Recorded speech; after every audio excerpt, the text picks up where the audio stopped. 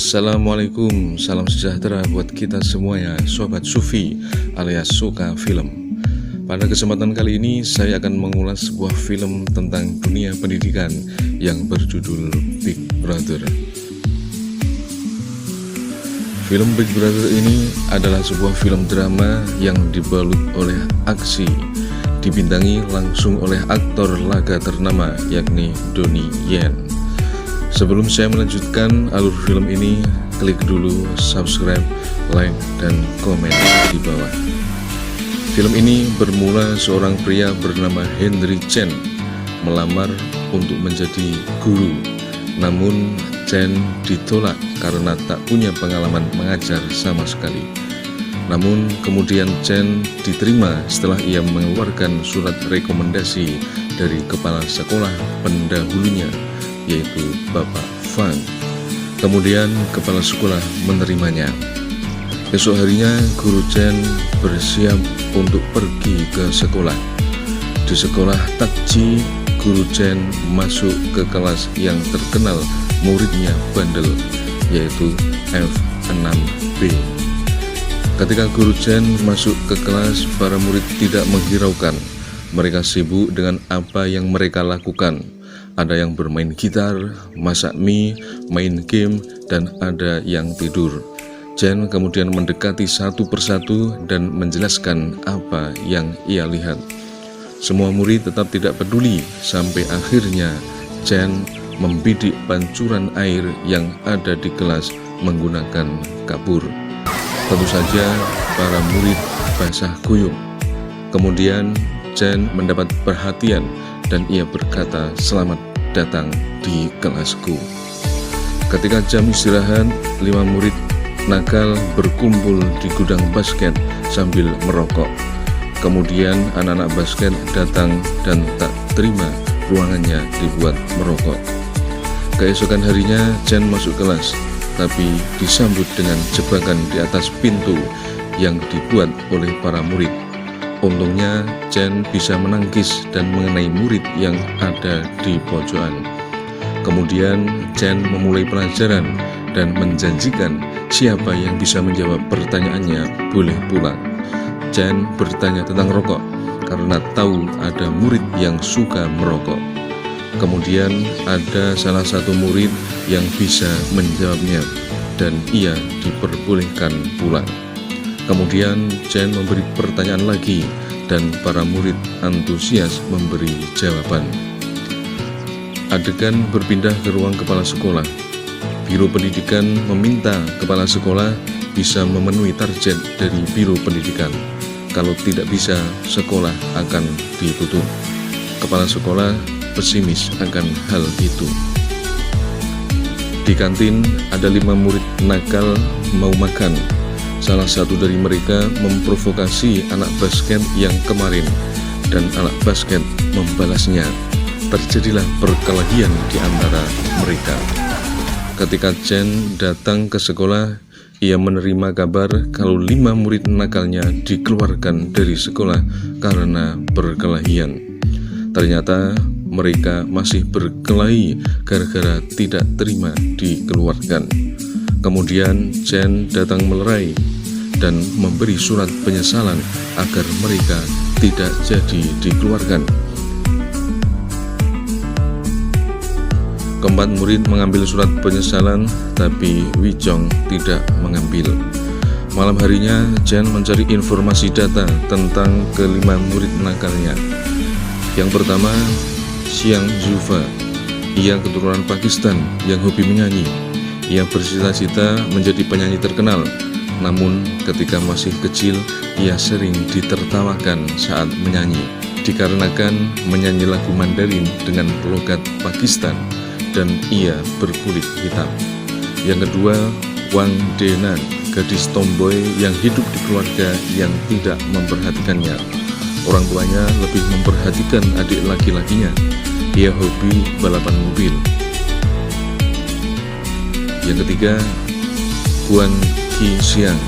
Ia tumbuh bersama ayahnya sebab ibunya selingkuh dan meninggalkan ayahnya. Oleh sebab itu, ayahnya suka mabuk-mabukan. Ia suka game dan berkeinginan menjadi gamer terkenal. Yang keempat, kembaran Si Xiang, yaitu Guan Qizheng. Ia selalu melayani ayah dan kakak kembarannya itu. Ia mempunyai kelemahan, yaitu kurang fokus. Ia ingin hidup mandiri dan berpisah dari ayahnya itu. Dan yang kelima adalah Li Weizhong. Ia tidak kembali ke sekolah lagi dan memilih untuk bekerja di restoran. Malam itu di restoran ada seorang pengusaha bernama Bos Zhang. Ia ingin membangun apartemen di dekat SMA Takji. Ia meminta Tuan Lau untuk menggusur SMA Takji agar rencananya berjalan lancar. Tuan Lau menyanggupinya. Saat asik melihat siaran pacuan kuda, korek Tuan Lau hilang diambil Weizhong. Tuan Lau mengetahui koreknya dicuri Weizhong. Ia menghajar Weizhong. Kemudian ia memberi uang dan kartu nama pada Weizhong jika ia butuh pekerjaan. Di tempat lain, Chen ingin menemui Zufa dan melihat ia dikejar-kejar orang banyak. Ternyata ia mencuri tiket konser dari ayahnya. Chen pun menyelesaikan masalah tersebut. Kemudian ia mengajak Zufa pergi dan memberi motivasi padanya. Ia menyuruh Zufa menyanyi di depan orang banyak jika ingin terkenal. Kemudian Chen mencontohkannya. Akhirnya Zufa ikut menyanyi.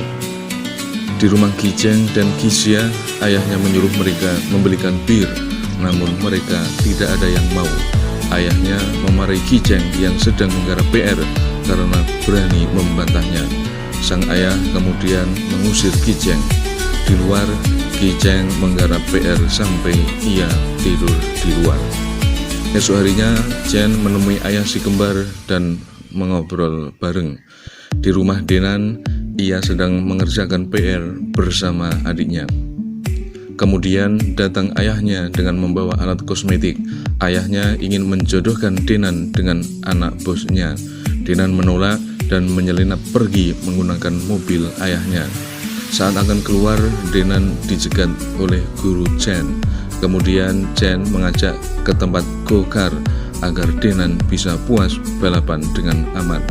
Denan mengajak guru Chen untuk balapan, tapi ia menolak karena yang akan balapan dengannya adalah ayahnya sendiri. Ayahnya berjanji tak akan memaksanya lagi jika ia bisa menang balapan melawan ayahnya. Tapi kalau kalah, ia harus menuruti kemauan ayahnya, yaitu menikah. Dan balapan pun dimulai. Dan dimenangkan oleh Denan. Denan pun menagih janji kepada ayahnya, tapi sang ayah mengingkarinya. Denan ngambek dan keluar arena. Sang ayah pun mengejarnya. Kemudian mereka bertemu di pasar. Saat mengejar Denan, ayahnya mengalami kecelakaan sehingga tersungkur di tanah. Denan segera menghampirinya, tapi ada mobil box yang melaju kencang di dekatnya. Walhasil, mobil go-kart terlindas. Ayahnya mengira Denan ikut terlindas. Sang ayah menangis dan menyesali apa yang ia perbuat sama Denan selama ini. Namun, tiba-tiba Denan hadir di sampingnya. Mereka berpelukan dan saling memaafkan. Sementara itu, Qizheng, Qixian, dan kawan-kawan diminta guru Chen untuk meliput laporan dari pelanggar yang direhabilitasi. Di sana mereka akan mewawancarai Tuan Guan. Ketika duduk, Qizheng dan Qixian kaget. Ternyata yang akan diwawancara adalah ayahnya. Di sana ayahnya menjelaskan alasannya kenapa ia mabuk. Karena itu merupakan pelampiasan sebab ditinggal istri. Ia tak ingin ditinggal anaknya juga. Ia menyesal dan meminta maaf pada anak-anaknya itu.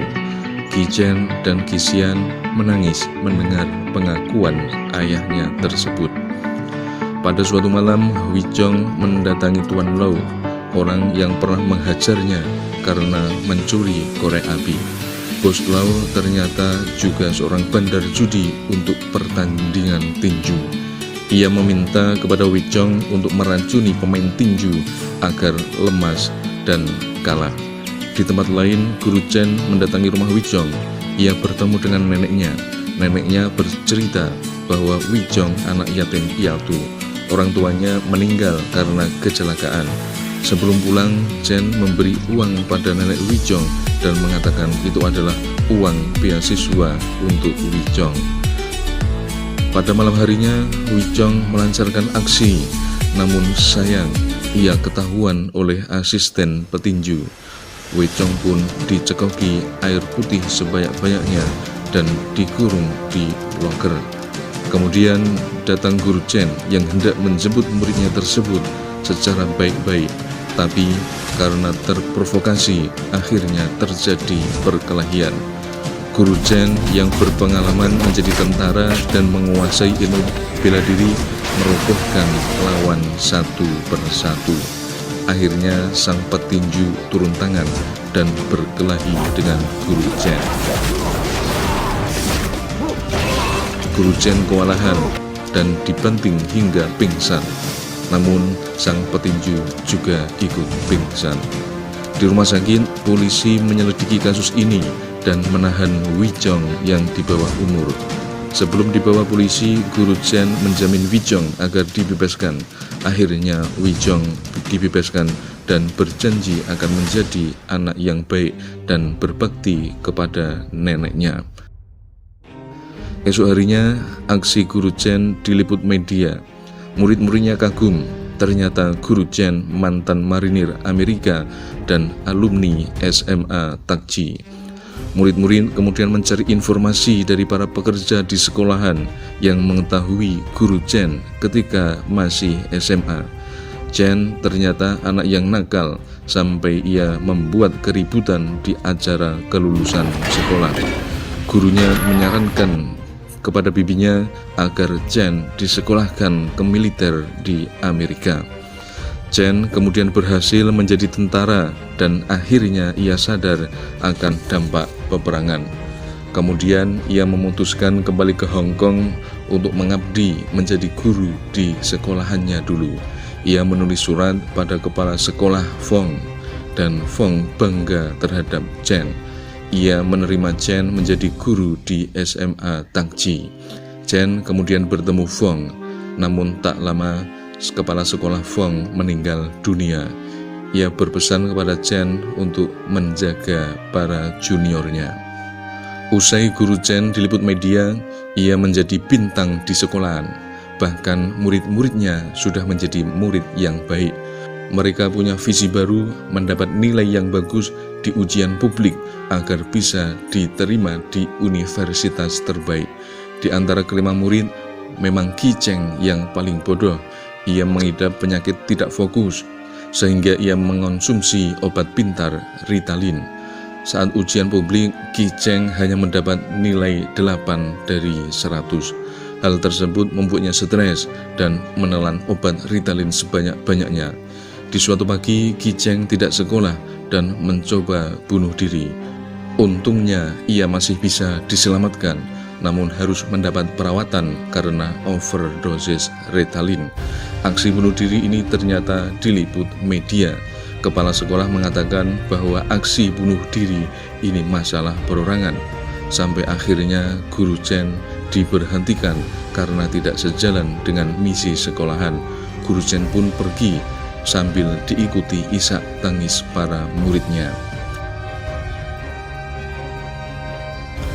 Suatu hari, para murid F6B mendapat undangan untuk bertemu Guru Chen. Namun setelah ditunggu, Guru Chen tak kunjung datang, padahal saat itu ada ujian publik.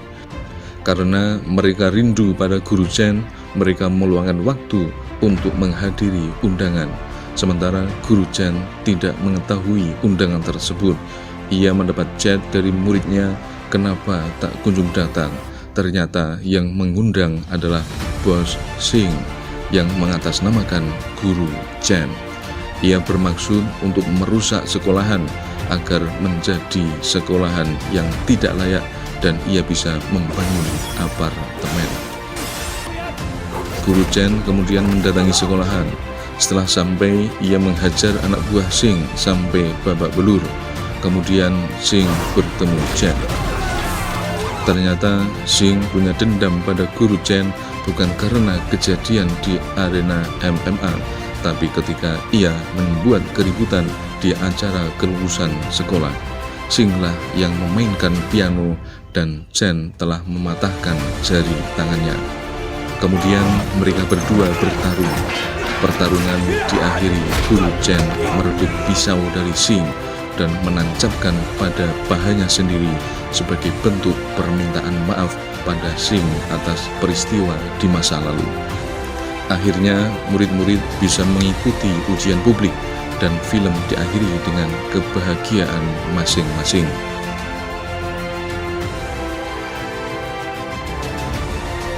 Namun di akhir film tidak ditampilkan apakah guru Chen kembali mengajar di SMA Takji atau